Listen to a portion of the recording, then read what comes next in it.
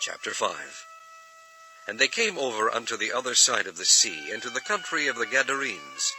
And when he was come out of the ship, immediately there met him out of the tombs a man with an unclean spirit, who had his dwelling among the tombs.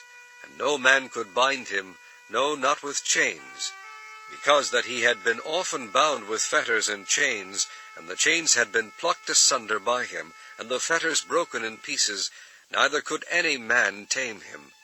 And always night and day he was in the mountains and in the tombs, crying and cutting himself with stones. But when he saw Jesus afar off, he ran and worshipped him, and cried with a loud voice, and said, What have I to do with thee, Jesus, thou Son of the Most High God?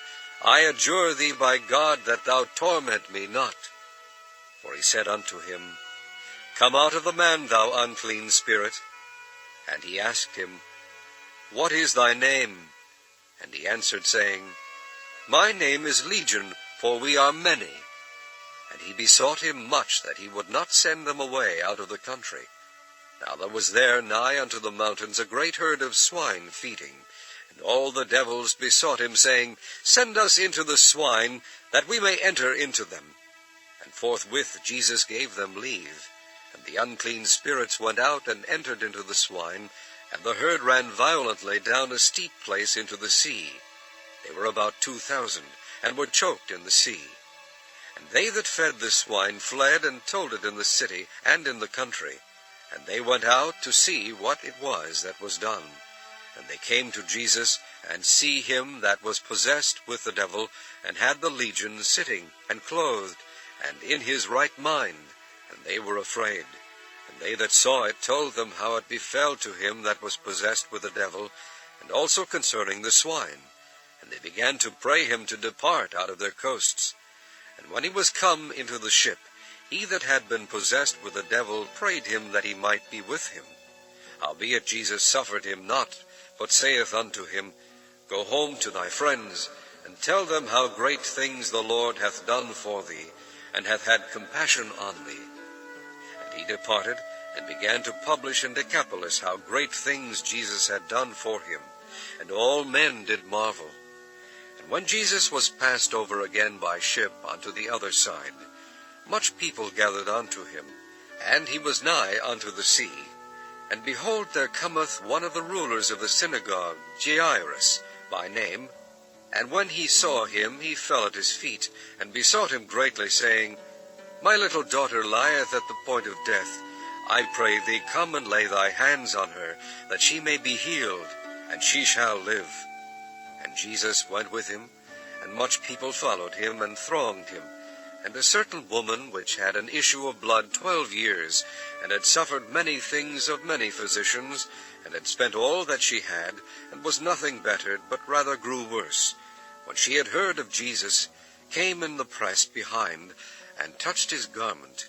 For she said, If I may touch but his clothes, I shall be whole. And straightway the fountain of her blood was dried up, and she felt in her body that she was healed of that plague. And Jesus, immediately knowing in himself that virtue had gone out of him, turned him about in the press, and said, Who touched my clothes? And his disciples said unto him, Thou seest the multitude thronging thee, and sayest thou, Who touched me? And he looked around about to see her that had done this thing. But the woman, fearing and trembling, knowing what was done in her, came and fell down before him, and told him all the truth. And he said unto her, Daughter, thy faith hath made thee whole. Go in peace, and be whole of thy plague. While he yet spake, there came from the ruler of the synagogue's house certain which said, Thy daughter is dead. Why troublest thou the master any further? As soon as Jesus heard the word that was spoken, he saith unto the ruler of the synagogue, Be not afraid, only believe. And he suffered no man to follow him, save Peter, and James, and John the brother of James. And he cometh to the house of the ruler of the synagogue, and seeth the tumult, and them that wept and wailed greatly. And when he was come in, he saith unto them, Why make ye this ado, and weep? The damsel is not dead, but sleepeth. And they laughed him to scorn. But when he had put them all out, he taketh the father and the mother of the damsel, and them that were with him, and entereth in where the damsel was lying. And he took the damsel by the hand, and said unto her, Talitha cumi, which is, being interpreted, Damsel, I say unto thee, arise. And straightway the damsel arose and walked, for she was of the age of 12 years. And they were astonished with a great astonishment.